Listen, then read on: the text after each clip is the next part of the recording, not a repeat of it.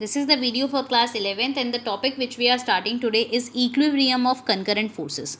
Now what do you mean by concurrent forces first of all? Concurrent forces means what? The forces which are acting at the same point. Okay, means if this suppose this is at this point I will take as a mass point. So the forces which are acting at this point will be called as concurrent forces. If suppose this is F1 and this is F2, so this pair can be called as concurrent forces.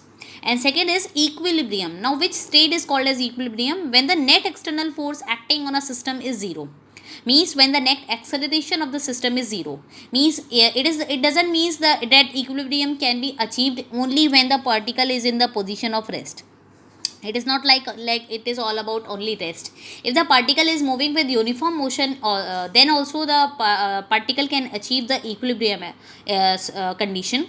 But what is needed in that condition? The acceleration of the whole system should be zero.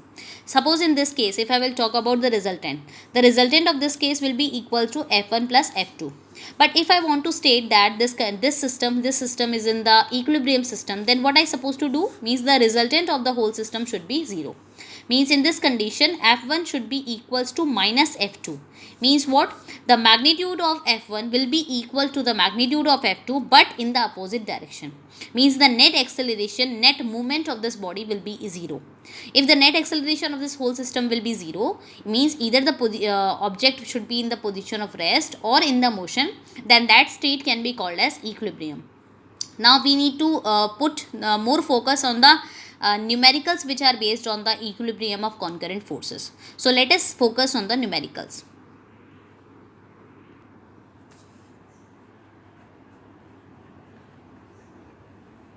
So let us focus on the numericals first. Suppose if a system is given like this, okay, means a mass body is connected with the help of two ropes, okay, and the mass of the body is given as m, suppose is given as under root 2 kg. Suppose this is the mass and there are two strings, so it is very obvious there will be two tensions, different tensions acting on the two ropes, because the ropes are different, that is why we will take tension different.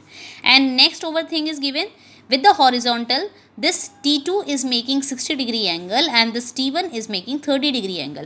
Means we need to find out the tension in both the strings. Using the concept of equilibrium in the concurrent forces, we can find out the tensions in both the strings very easily. So for first step, what we what we used to do whenever we are solving such type of questions, first of all we will make the FBD, means free body diagram of the equation.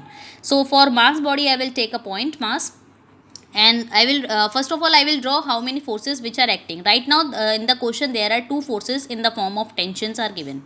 So in this way the tension T2 is going and in this direction tension T1 is going.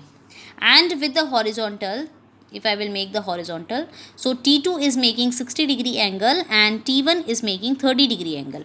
Now we have to see how many forces are actually in the equilibrium with each other and how this whole system is in the position of rest. If the position of rest means the acceleration of the whole system is zero. So first of all we have to find out how many concurrent forces are right now acting on it.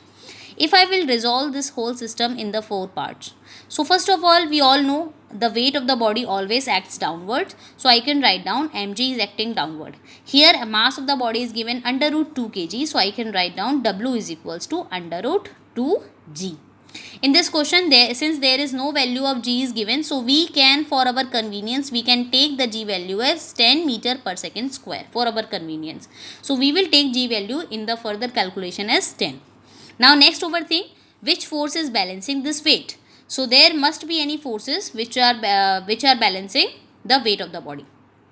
Now let us start resolution of the vectors. Since T2 is the tension force which is acting in this direction and it is making 60-degree angle with the horizontal, so it is very obvious the horizontal component of this T2 will be called as T2 cos 60. And similarly, if horizontal component for T1 will be called as T1 cos 30. And similarly, if I'll talk about the vertical component, the T2 vertical component will be T2 sine 60 and the vertical component of T1 will be T1 sine 30.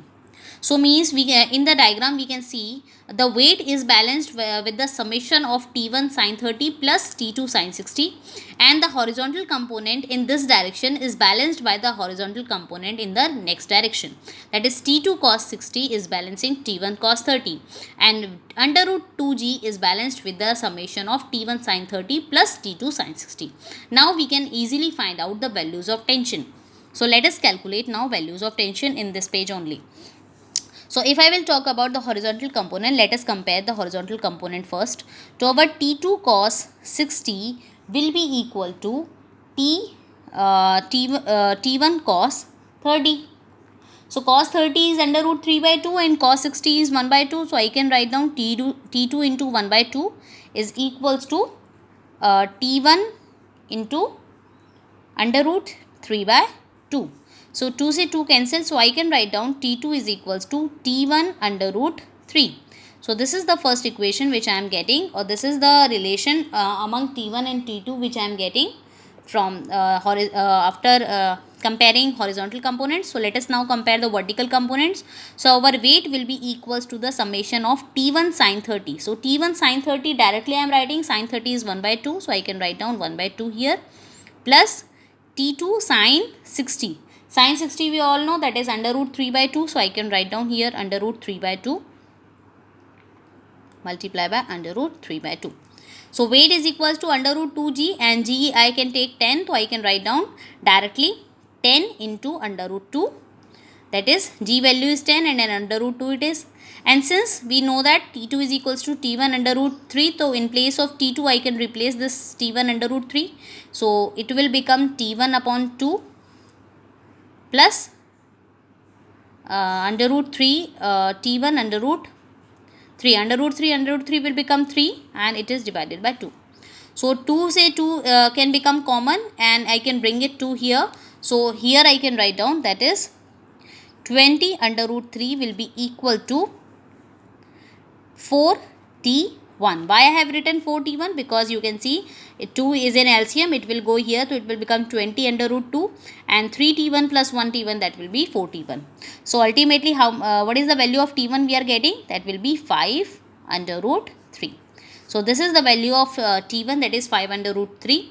And if I will keep the value of T1 in this equation, so I will get the value of T2 as 5 under root 3 and 5 3 are 15. So I will be getting the value of this 5 under root 3, and here I can write down that is, it is not 5 under root 3, it should be 5 under root 2. Sorry, my mistake, it should be 5 under root 2. So it will be 5 under root 2, and here if I will bring under root 3 also, so it will become 5 under root 6 Newton. So our T2 will become 5 under root 6 Newton, and our T1 value is coming 5 under root 2 Newton. Since it is because it is a force, that is why I am using the Newton value. So this is the way of solving the numericals with the help of equilibrium of concurrent forces concept.